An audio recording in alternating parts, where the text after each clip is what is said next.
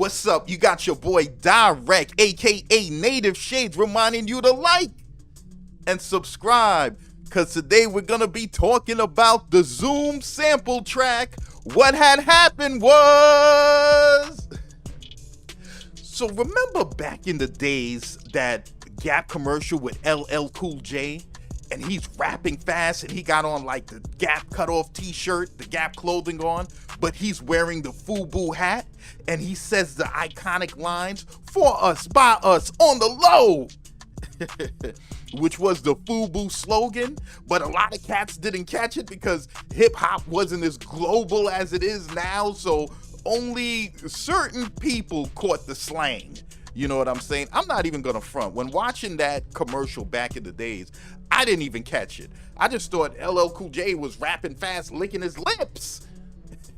But no, he was actually signaling to the hip hop community that, yeah, even though I'm over here doing this mainstream commercial for this mainstream clothing line, I'm hip hop. So that's where we're starting with this one. We're gonna take it back, all the way back to the grimy 90s, where boom bap was king.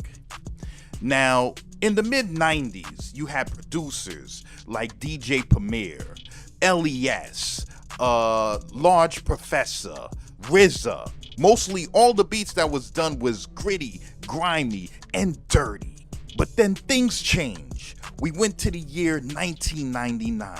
Just a year earlier, cats was wearing shiny suits screaming out Harlem World. You know, Puffy was telling everybody to take that, take that, take that. And now the shiny suit era was coming to an end. Like, that was the phases of hip hop at the time. It would go to being really political and positivity, to being gangsta and grimy, then to being flashy with money and jewelry and everything like that. And then you take it back to the streets of being grimy again.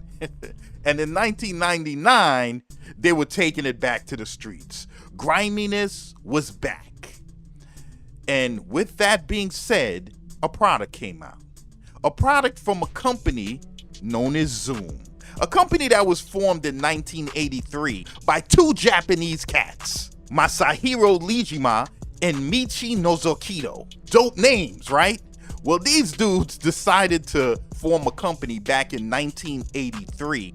They were actually Korg employees, and they competed with the legendary Dave Smith Prophet 5 when they put out their legendary product, with them and another dude, Yoshi Komiya, and a couple of American cats put out a product from Korg that competed with the Prophet 5, the legendary Korg Poly 6. Well, these guys, when putting out the Korg Poly 6, they wanted to keep the price low. The Prophet 5 was about $4,000 at the time, and they wanted to keep their price low. They said, listen, we're gonna compete, but we're gonna keep our price below $1,500. Can you believe that? You're trying to compete with a $4,000, even with some revisions, the Prophet 5 could be $5,000, and you're trying to compete with this product, with a product that's below $1,500? You know, it's like when your neighbor gets his nice brand new Chevy truck and he's washing it in the yard and it's glistening in the sun with its nice new metallic paint, and you kind of want the same thing, but you want to keep the price down. So you end up getting your new car, a brand new Corbin Sparrow. And then your neighbor comes out in the yard and he sees you with it and he's like, "Hey Bill, I see you got a new car. I guess instead of a two-door sedan, you got a one-door sedan?" You gotta remember, the Japanese developers, they were part of a band, so they were artists themselves. So it was really important for them to keep the price down. This is gonna be for the artist, by the artist. And that was their whole thing. Their whole slogan, "Catch us if you can," as they look towards the future. And in 1999, they put out a product, the Zoom Sampletrak. Now, they were actually in the process of transitioning their company to putting out like mixers and microphones and, you know, going that route. But they wanted to put like almost like a last hurrah to just see, okay, let's see what this will do. So that year they put out the Zoom Sampletrak. And the results was so-so. DJs used it, but they weren't really crazy about it at the time. You know, it was a very like affordable product. It was about $250.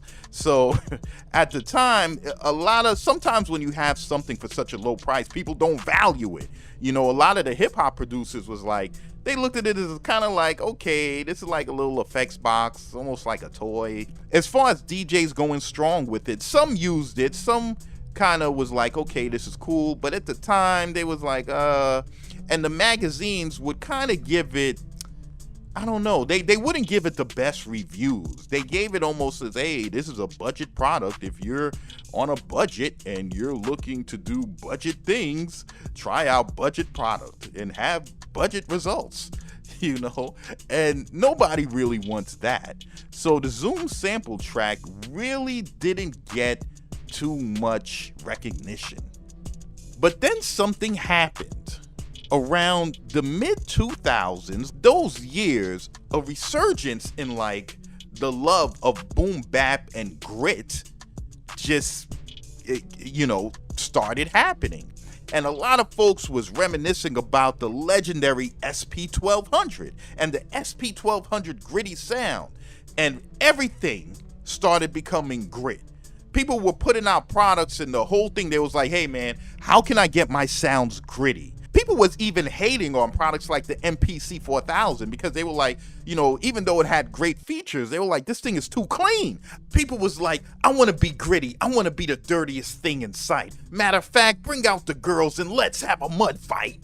They wanted to be that gritty. Everything was gritty. People wanted grit. They were complaining about VSTs saying, listen, man, these sounds are too clean. People, they were putting bit crushers in everything at the time. Now, as far as the features of the Zoom Sampletrak, you have 8 pads on the face of the unit to hold your samples, but you have also 3 banks, and each of the banks can hold 8 samples. So altogether, it's 32 sample slots that you can have on this unit. You're getting a time stretch algorithm. You're getting 22 amazing, gritty, grimy, awesome effects. As far as the sample time, you're getting 60 seconds hi-fi mono sample time and 30 seconds stereo, but you're getting 240 seconds lo-fi sample time and 120 seconds stereo. I think people would opt for the lo-fi on this machine. It comes with a memory card and it's quite portable, to tell you the truth. Now, the workflow of the Sampletrak differs. It got a lot of ways you could use this machine. You can have all your samples on the pads, like your kick on one pad, snare on one pad, hat on one pad, and a sample loop on another pad. You can continuously resample them on one empty pad and create loops like that and just mute them in and out live to make your song. Or you could use it in a conventional MPC style of using the sequencer and just, sequencing your kicks, then sequencing your hats, and just, continue to build on top of that.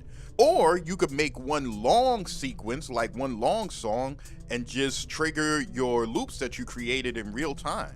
And there's other ways that you can use this machine, but that was kind of the problem that some folks had with this machine, that it involved a lot of workarounds. Like the sequencer wasn't all that. You could only use one effect on a sample at a time, so it forced you to resample in order to use multiple effects. Little things like that folks had an issue with. And if you're not the workaround kind of person, it might get to you.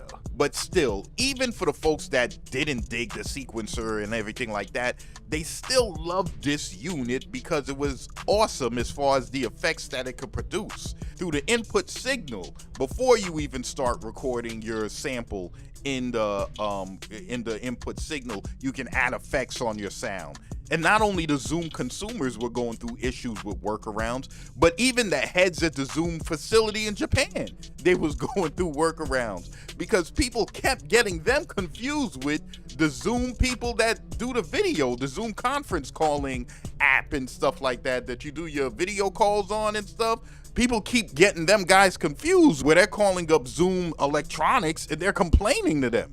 They're like, yeah, man, I was trying to hold a video session with my class and it crashed, man. And I lost all my information. My students, man, they can't graduate now. You guys are responsible. And the Zoom dudes in Japan is like, listen, that's not us. That's another company all in itself. They're like, nah, you're lying. That's you. It's you.